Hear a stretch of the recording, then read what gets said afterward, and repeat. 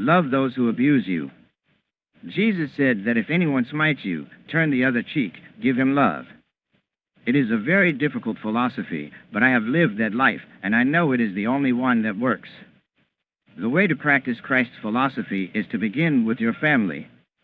Right in your own home, he is watching whether you are following his ideals or the tenets of evil. In family life, the test of spiritual existence is to remain always calm and understanding. If someone wants to fight, remain quiet. Can anyone keep up an argument if you don't talk back? If you are married and your spouse goes wrong, love him all the more. Pour kindness and love on the wrongdoer. If your love is not understood, your loved one may leave you, but to the last day of life he will remember that he is the one who wronged you. It is better to live in the hearts of those you love as one who loved them unconditionally than to live in their memory as one who was hateful. It is natural to love others who love you and are kind to you. But Jesus said to give love even to those who abuse you. I have lived that philosophy. I have learned to love people in spite of their behavior. For those who fail this test, it is their doom. The fault lies with self, not with others. No matter how perfect you try to make a place, you will see that there will always be somebody coming to interfere. That is the law of this world. How many have tried to shake me and disrupt the harmony of my work, but have not been able to do so? Why? Because I follow the laws of Christ. No one can hurt me if I don't wish to be hurt. Jesus had the power to destroy his enemies. I have that power, too. I could hurt others with just a thought, but I have never done it. I have never used that power for revenge. As you travel the spiritual path, your will becomes fiery. God gives his devotees great power as they grow. He doesn't give it to everyone because people would destroy one another. But as one advances spiritually, his power increases. If he is tempted to use it to hurt others, however, he will destroy himself. The misuse of his power will be his end. Jesus said, if I would, I could borrow 12 legions of angels from my Father. But what did he do instead? He observed quietness. He didn't even try to defend himself. That is the divine way to overcome your enemies. If in a spiritual organization you are mistreated, give love. I have lived that.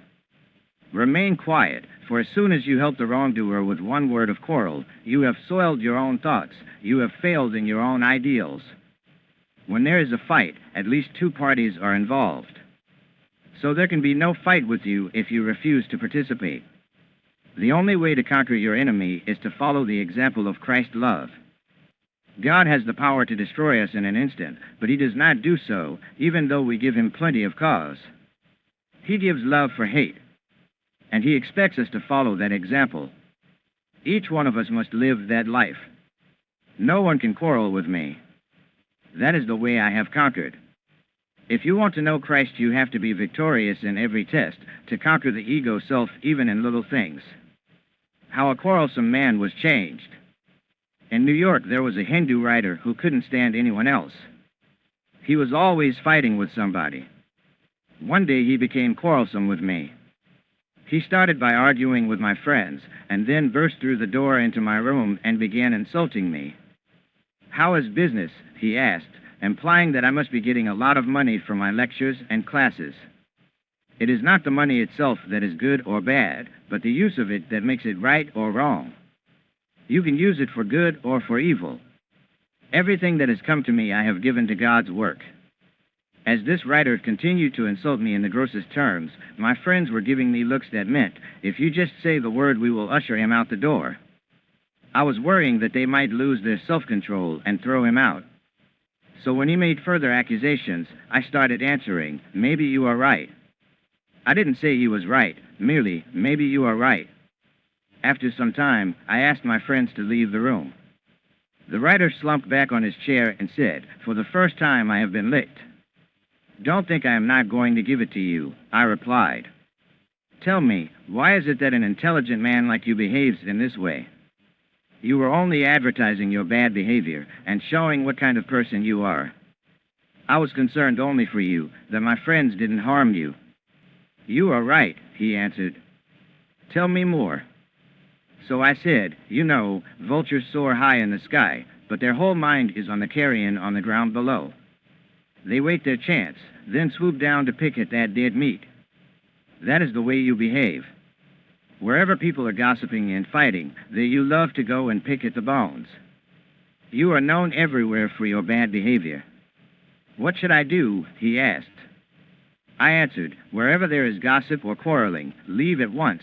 Don't contribute to the fight. If someone insults you or calls you a devil, that doesn't make you one. He who calls you a devil is being used by the devil. The best thing under such circumstances is to remain quiet. If you refuse to fight, then who can fight with you?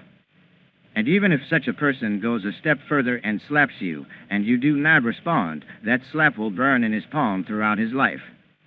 But if you fight back, he will only want to strike you 12 times harder. If you associate with skunks, you cannot smell the roses.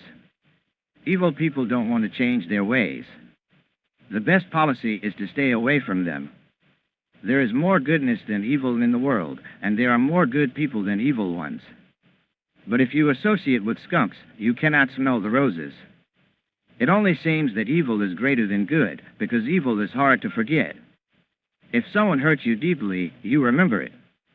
But instead of concentrating on that, you should think of all the good things about the person who has hurt you, and of all the goodness that you have in your life. Don't take notice of the insults people give you. And never let anything bring you to a decision to fight, nor give anyone the opportunity to fight with you. If you do, you are a party to it. Numerous are the scars I bear for doing good. And if they mattered, I wouldn't be here. I would be in the Himalayas. But such scars are worthwhile, for they help you to grow spiritually. Only those who live the life of Christ and meet his tests find him. To them Christ comes. He would never have come to me if I had indulged in pride or anger, or if I had slapped back when others treated me unjustly. People will treat you unjustly. That is the way of the world. This earth is not a perfect place. Consider the mosquito. You would think it would be satisfied with drinking your blood, but no, it also injects a little poison into your system and sometimes carries germs that cause disease and even death. Some human beings also are like that.